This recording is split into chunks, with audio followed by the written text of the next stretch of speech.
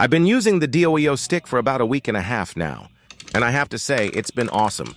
I've used Canva Gravity Silent and Sanwa buttons for years, so I thought switching to these low-profile buttons with switches, instead of standard mechanical arcade buttons, would be tough. Surprisingly, the transition was easy.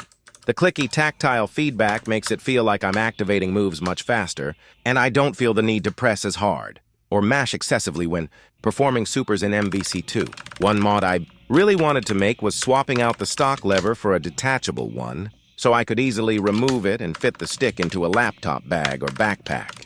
Normally, I use an X groove link for this mod, but unfortunately, it doesn't work with the DOIO. The stick uses a proprietary, ultra-slim lever design.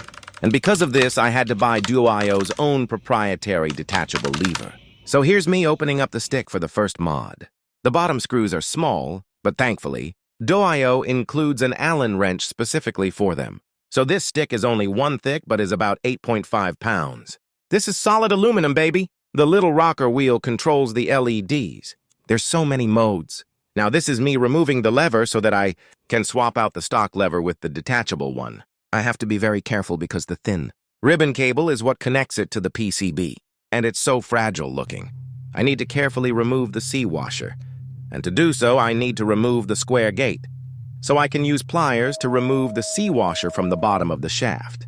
It's pretty tricky. It took me like 6 mins to do this because I was being super careful. This is me taking out the parts and setting them aside. Make sure you work on a clear and clean table.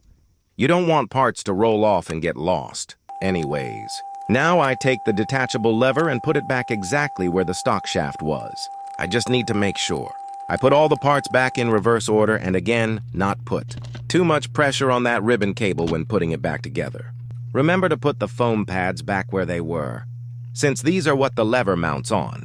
Also make sure you tighten the screws well. You don't want to have it get loose and you'll have to open this thing back up. Now to put the acrylic light diffusers back in the recess, frosted side facing up and the gloss side down. And then these rubber buttons. Make sure you balance them back on the small square buttons, and they should align with the top case when you install it back.